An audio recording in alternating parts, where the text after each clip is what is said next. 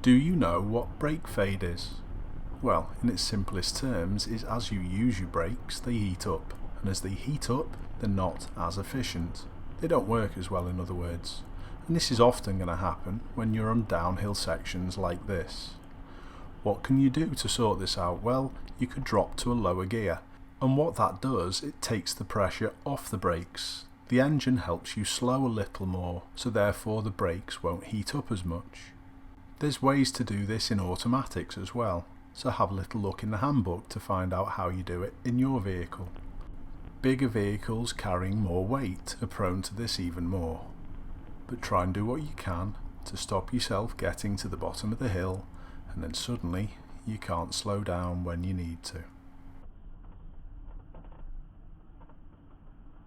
Keep safe everyone, I'll see you soon.